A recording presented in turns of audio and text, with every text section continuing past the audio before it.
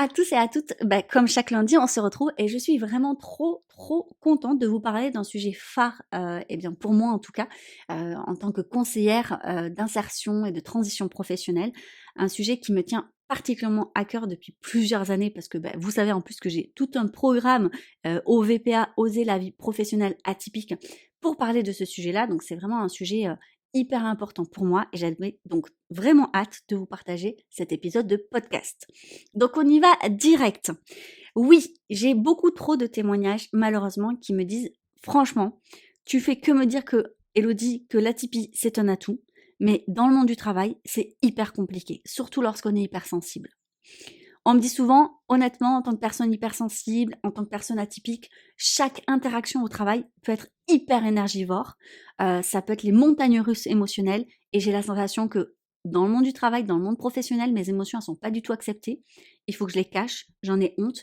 Sinon, on a l'image que je suis une personne justement qui n'est pas professionnelle, qui n'est pas compétente, un peu la personne immature émotionnellement. Donc trouver un équilibre avec sa sensibilité et en même temps avec cette envie d'être efficace professionnellement, c'est un défi constant. On peut parler, oui, d'efficacité professionnelle. Pourquoi? Parce que, et notamment chez les femmes atypiques, hypersensibles, chez les hommes également, mais je pense notamment à beaucoup de femmes là que j'ai en tête, que j'accompagne actuellement, elles ont envie de bien faire, elles ont une exigence en fait naturelle, un perfectionnisme, l'envie vraiment de très bien faire. Il y a un idéal en fait qu'elles ont et forcément, elles sont plus susceptibles à faire un burn-out. L'environnement de travail aussi un peu standard peut sembler hostile pour les personnes atypiques, pour ceux en plus qui ressentent les choses intensément, qui ressentent les tensions avec les collègues, avec leur manager, ça devient horrible en fait. Tout ça, ça fait perdre une énergie de dingue. En bref, s'adapter au milieu professionnel quand on est atypique, c'est un peu comme marcher sur un fil tendu entre émotion et performance. Dans le sens où il y a une intensité, c'est jamais plat, comme un électrocardiogramme au niveau des émotions et au niveau aussi de sa performance. Et c'est intéressant de voir à quel point justement les deux sont liés. Nos émotions vont avoir un impact sur notre performance et notre performance va avoir un impact sur nos émotions.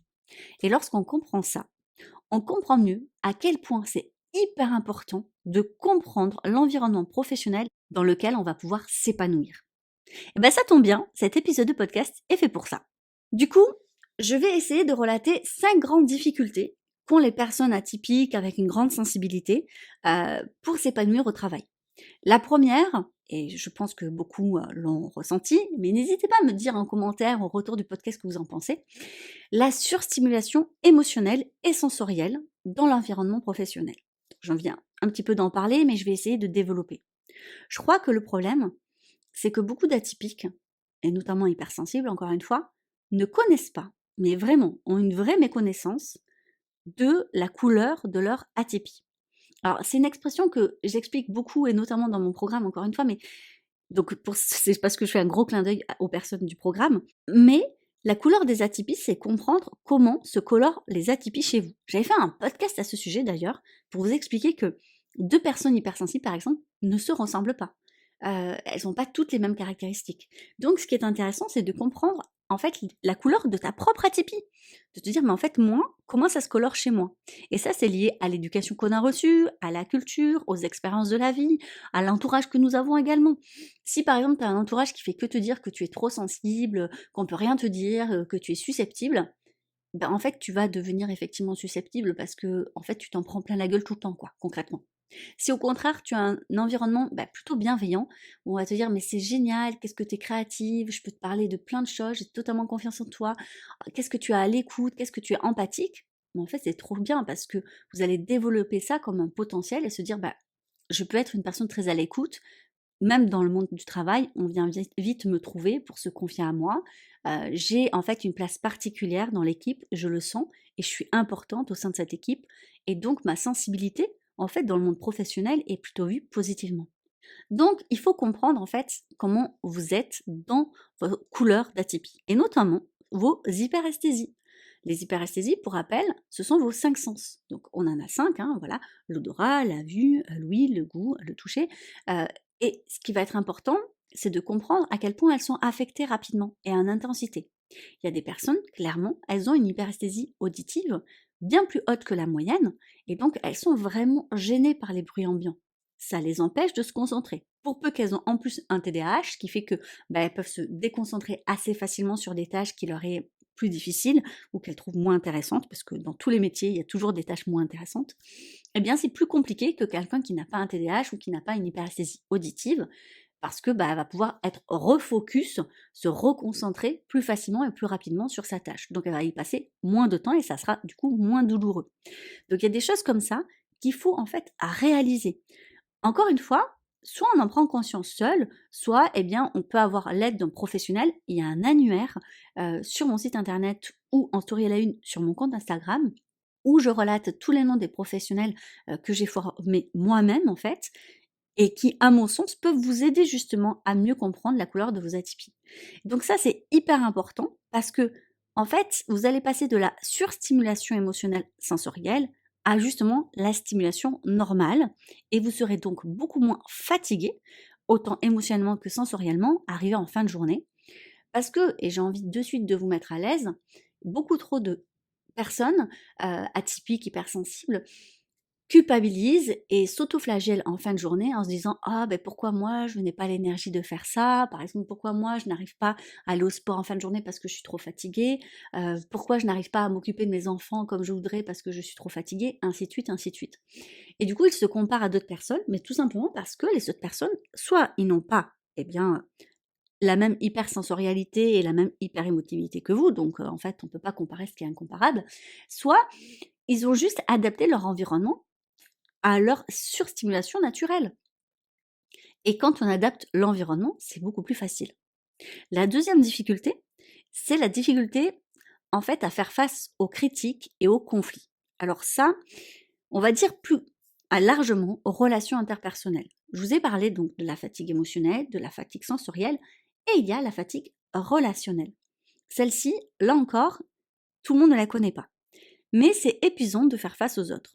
Je pense notamment aux personnes qui sont TSA, qui ont effectivement des caractéristiques, allez, on va dire plus largement, de l'autisme, sans parler d'autisme forcément, ou bien des personnes qui sont tout simplement plutôt introverties. Je rappelle encore une fois qu'il faut arrêter avec cette idée reçue de se dire que tous les hypersensibles sont introvertis. C'est totalement faux. Il y a eu des études à ce sujet qui démontrent qu'il y a autant d'extravertis, introvertis, ambivertis. Donc ambivertis, c'est le mélange des deux. Donc tout le monde n'est pas introverti. Mais du coup, c'est hyper intéressant parce qu'en fait, selon encore une fois là où on est et comment on se situe, on n'a pas les mêmes besoins. Et donc une personne introvertie, oui, les relations interpersonnelles sont plus fatigantes, effectivement. Donc, même si on passe de bons moments, dans le monde du travail, comme partout, potentiellement, il y a des conflits. Et potentiellement, parfois, notre travail n'est pas à la hauteur de certaines attentes. À juste titre ou pas, c'est pas le sujet, mais on fait face à des critiques. Ça fait partie aussi des relations interpersonnelles, parfois de devoir faire face à des critiques. Les critiques ne sont pas toujours constructives. Et quand bien même elles le seraient, on peut être touché par ces critiques. Même si elles sont bienveillantes, même si elles sont constructives, lorsqu'on a effectivement une critique sur son travail, c'est jamais facile à encaisser, mine de rien. C'est jamais évident. Et puis, on a des périodes aussi plus vulnérables, où c'est encore plus compliqué d'encaisser ces critiques-là. Et ça, c'est difficile. Je crois que il faut aussi l'accepter. Beaucoup, encore une fois, d'hypersensibles culpabilisent en disant: «Bah voilà, je suis trop susceptible», mais parce qu'on leur a souvent dit ça, en fait. Et je trouve que ça a un peu bon dos aussi, les gens qui vous disent des critiques, mais alors absolument pas constructives. C'est ils mettent les pieds dans le plat, ça fait mal, et après ils vous sortent: «Oh, on peut rien te dire, t'es trop susceptible». Franchement, levez la main là, si ça vous est déjà arrivé. Ouais, je vous vois pas, mais n'hésitez pas à m'envoyer ça en commentaire encore une fois. Parce que c'est une vraie réalité ça, ce truc de: je t'envoie une grosse bombe et après, comme ça explose, je t'envoie en disant: «Oh c'est bizarre quand même, pourquoi ça a explosé? C'est ta faute». Non, en fait, à un moment donné, il faut aussi que tout le monde se responsabilise. Oui, c'est vrai, on n'est pas censé prendre la mouche lorsqu'il y a une critique, on peut aussi totalement l'accueillir, mais ça dépend comment elle est lancée aussi, hein. Je veux dire, ça, c'est quand même une réalité. Ça dépend comment on nous balance le truc. Mais même si, encore une fois, c'est dit avec beaucoup de bienveillance, avec le maximum de tact possible, c'est difficile à encaisser. Et ça fait aussi écho à une particularité, notamment dans le cerveau des hypersensibles, c'est que nos émotions, cette hyperémotivité, en fait, c'est vraiment en dents de scie. Donc ça va monter, ça va faire monter notre stress parce qu'il y a une plus grande peur de décevoir chez les hypersensibles. Donc derrière une critique, il y a ça, c'est je ne suis pas à la hauteur. Donc déjà, il faut réaliser que c'est pas vous qui n'êtes pas à la hauteur, c'est une tâche, une compétence, un travail en particulier à un moment T. Mais c'est vrai qu'émotionnellement, ça fait un énorme pic de stress, ça peut déclencher beaucoup d'émotions, de la tristesse, de la colère, plein de choses, de la déception, un sentiment peut-être même de trahison, bref, ça peut déclencher énormément de choses. Et l'hyperémotivité, qu'est-ce que c'est? C'est quand même une plus grande intensité de l'émotion par rapport à quelqu'un d'autre. Donc, cette intensité, elle est plus haute, mais elle va durer plus longtemps. Donc forcément, c'est plus compliqué, quand on est hypersensible, c'est vrai, de faire face à la critique ou d'être face à un conflit. Soit on est dans le conflit, mais même juste assister à un conflit, je sais que beaucoup d'hypersensibles m'ont dit ça me met extrêmement mal à l'aise. Même de voir une scène de conflit dans un film peut me mettre mal à l'aise. Eh ben, c'est ok en fait. C'est totalement ok et j'ai envie de vous rassurer, vous n'êtes pas du tout anormaux. Moi aussi c'est le cas et toutes les personnes que j'accompagne c'est aussi le cas. Donc il faut vraiment, en fait, je pense dédramatiser cette idée de penser je ne suis pas normale. Non, vous êtes normal, il n'y a pas de problème avec ça. Et quand bien même vous serez seul à ressentir ça, en fait, ce serait quand même normal parce qu'on est des milliards d'individus sur cette planète. On se ressent pas tous, même si on a plein de similarités. Mais c'est bien aussi, en fait, de se dire que c'est pas parce que je trouve pas quelqu'un d'autre qui fonctionne exactement comme moi que j'ai un problème. Donc, voilà. Une troisième difficulté, c'est, je pense, ce besoin de solitude et en plus marqué beaucoup plus chez les introvertis, ce besoin de temps de récupération. Donc, je vous ai parlé de 3 fatigues, rappelez-vous, la fatigue émotionnelle, sensorielle, relationnelle. Et du coup, je demande souvent aux personnes comment, en fait, vous arrivez justement à retrouver de l'énergie. Quels sont les temps de récupération? Et notamment, finalement, dans des contextes sociaux ou collaboratifs qu'amène le monde professionnel. Alors là, chacun a sa stratégie. Des fois, on me dit, moi, je vais m'enfermer dans les toilettes. Moi, je ne peux pas manger avec mes collègues, mais je mange seule dans ma voiture. Et là, je me rends compte que parfois, on récupère pas toute l'énergie, tout simplement parce qu'on a cette petite voix en tête qui nous dit, c'est pas normal, tu devrais faire, ou tu devrais être, ou tu devrais, enfin, voilà, ce truc de se dire, je suis seule, c'est compliqué, on va me juger. Mais ça vous fait perdre énormément d'énergie. Alors qu'en fait, si vous étiez en train de dire, c'est génial, parce qu'en fait, c'est vraiment un temps de récupération pour moi. Si vous arrivez à vous convaincre de ça, vous allez réussir à convaincre les autres de ça. Je vous assure que ça marche. Si vous êtes vraiment en fait aligné et ancré sur cette décision de temps de récupération qui vous est nécessaire, en fait, vous allez pouvoir l'expliquer aux autres. Et peut-être qu'au début, vous allez être jugé. Peut-être qu'au début, les gens, ils vont pas vous comprendre. Parce qu'en fait, ils se rendent pas compte eux-mêmes qu'en général, ils tirent trop sur la corde, qu'ils ne sont pas du tout à l'écoute de leurs émotions. Et c'est beaucoup plus simple de juger, de critiquer une personne qui fait quelque chose qu'on aimerait faire, que plutôt de se remettre en question, de se dire, peut-être que moi aussi, je pourrais m'autoriser à faire ça. Donc oui, dans un premier temps, ça sera peut-être pas accepté. Mais je peux vous assurer, par de multiples expériences personnelles ou de personnes que j'ai accompagnées, qu'en fait, au fur et à mesure, vous allez être le changement au sein même, en fait, de votre milieu professionnel. Après, je ne dis pas que vous avez la responsabilité de changer quoi que ce soit. Mais déjà, peut-être de trouver une solution pour vous, c'est déjà un grand pas.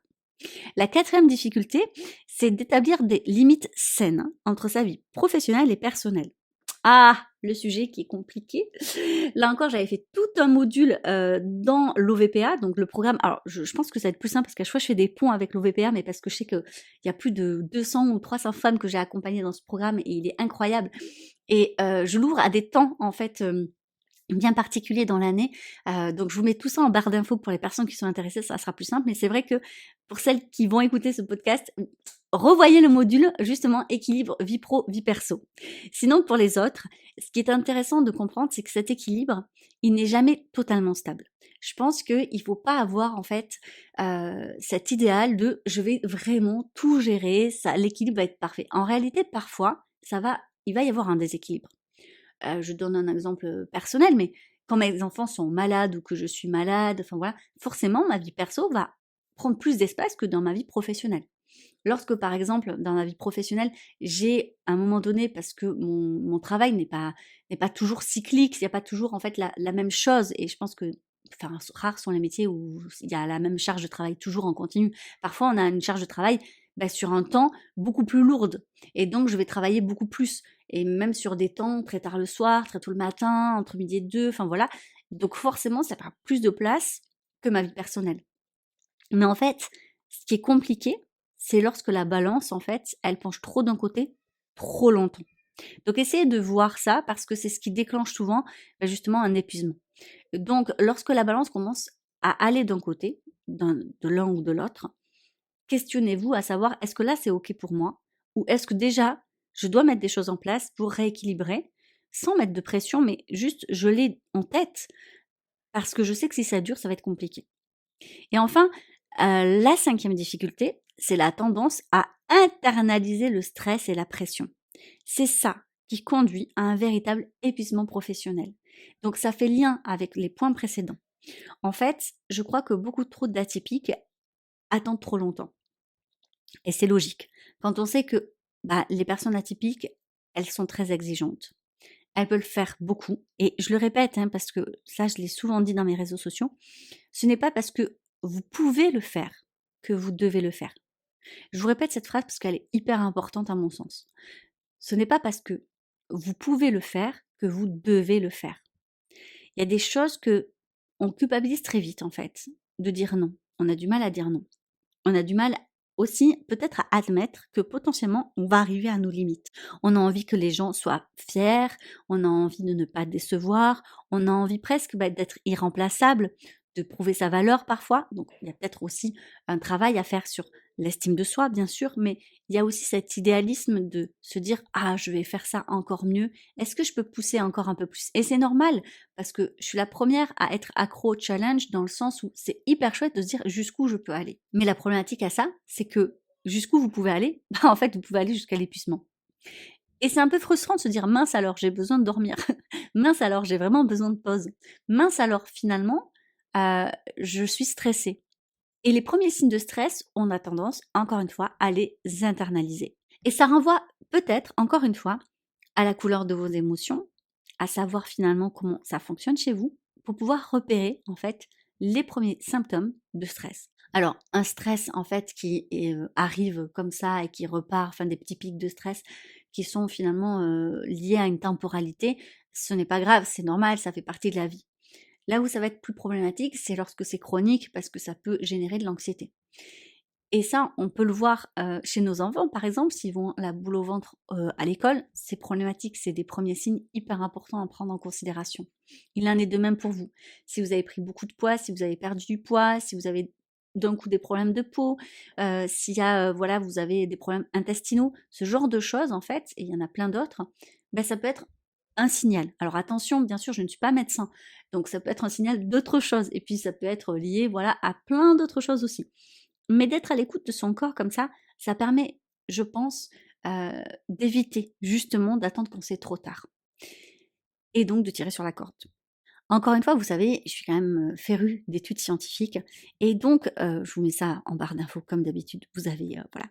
Mais il y a pas mal d'études qui offrent un aperçu, des différentes dimensions, notamment de l'hypersensibilité au travail et y compris, ses implications sur le bien-être, le stress, la performance et les émotions.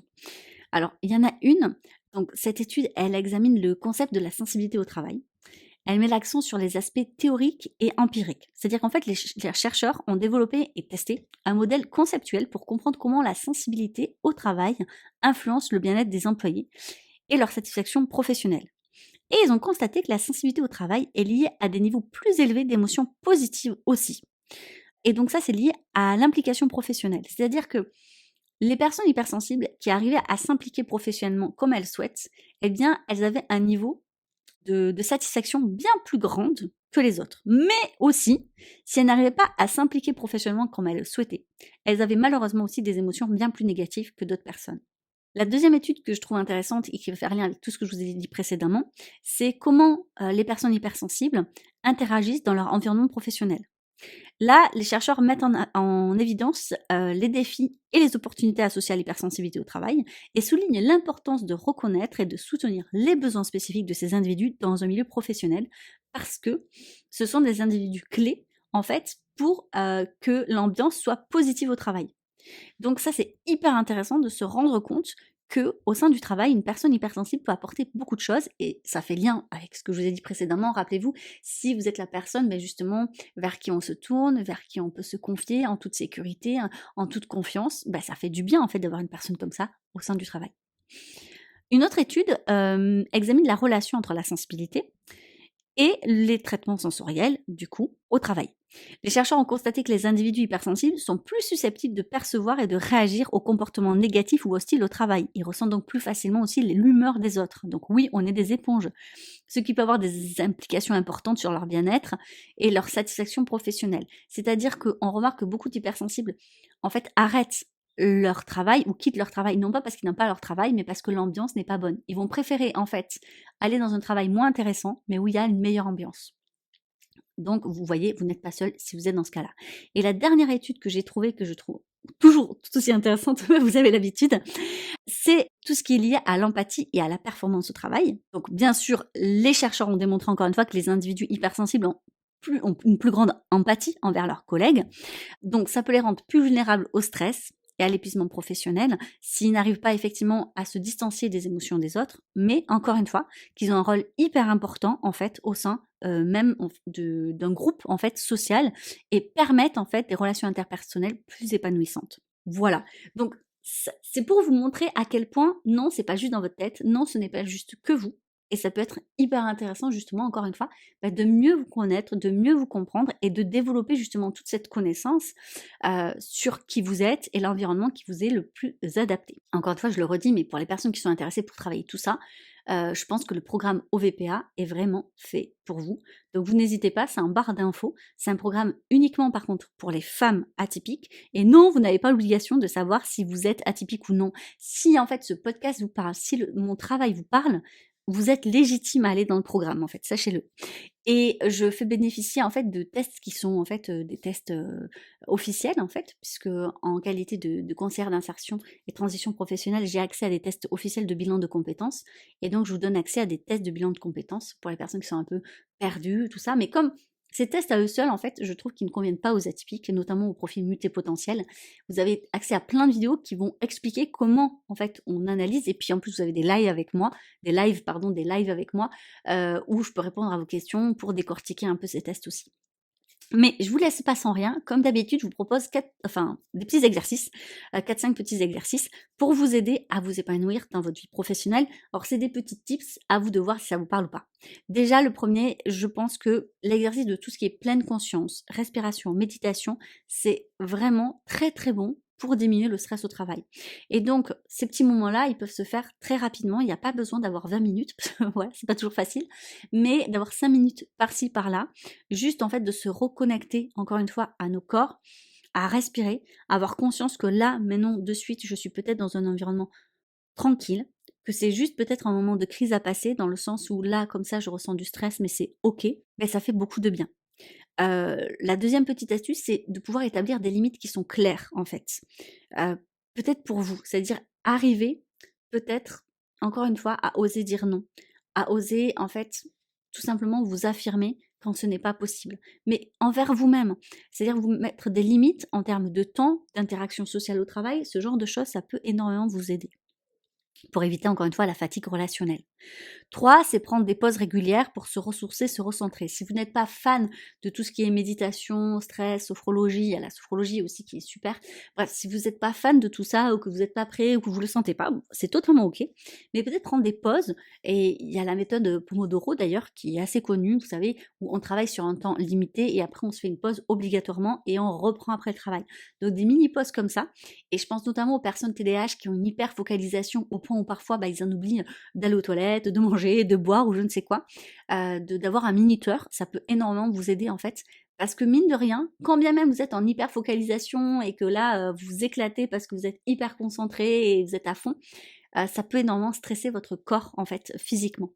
Donc il y a une fatigue physique aussi qu'il faut prendre en considération. Ensuite, je pense que ça peut être très important de développer des vraies stratégies de communication. Les personnes atypiques sont vite maladroites. On a la sensation parfois d'être un peu à côté de la plaque, mais on ne sait pas où est la plaque. Donc, moi la première. Donc, ça peut être très stressant. Et très frustrant parce que du coup, on a l'impression que quoi qu'on dise, c'est mal interprété et en fait que ça nous retombe dessus. Donc vraiment développer des stratégies de communication, donc la CNV, tout ça, vous l'avez encore une fois bien sûr dans le programme, mais vraiment, vous avez plein de vidéos super chouettes sur internet, sur la CNV et notamment la CNV au travail. N'hésitez pas à regarder ça sur YouTube ou je ne sais où. Vous allez voir que vous allez apprendre plein de choses qui peuvent vraiment vous servir et qui va vous soulager aussi du stress interpersonnel, des conflits, de comment finalement gérer quand on est face à quelqu'un qui nous fait des critiques. Ça peut vraiment vous aider. Et à la fin, bien sûr, c'est la dernière astuce, mais je pense que ça vient faire la conclusion de tout ce que je vous ai dit, c'est de créer un espace de travail personnalisé qui apaise en fait, qui va vous apaiser et qui va réduire notamment toutes les surstimulations. Donc ça, c'est pas toujours facile à faire, mais pour les personnes pour qui c'est possible, je pense notamment aux entrepreneurs où on peut faire son propre bureau, on ne pense pas assez à ça. Notamment peut-être pour les personnes qui auraient une hyperesthésie visuelle et qui auraient besoin de minimalisme. Donc ça, c'est pas toujours facile. Donc est-ce qu'on se met face à une vitre? Est-ce qu'on met le bureau face à un mur? Il y a plein de choses comme ça qu'il faut tester et parfois on s'en rend pas compte tant qu'on n'a pas testé. Voilà. Bref, j'espère que cet épisode vous a rassuré comme d'habitude. Peut-être que ça vous a encouragé à aller, à la recherche peut-être un peu plus de connaissances envers vous-même, de compréhension aussi et peut-être d'empathie, pour vous-même. En tout cas, j'espère que cet épisode vous a invité à vous aimer, à vous comprendre, à vous légitimer dans tout ce que vous ressentez dans le monde professionnel. N'hésitez pas à me le dire et voilà, sur les réseaux sociaux, en commentaire. Et comme d'habitude, ça me fait très plaisir si vous laissez une note, un avis, qu'importe la plateforme d'écoute où vous êtes. Et je vous mets tout ça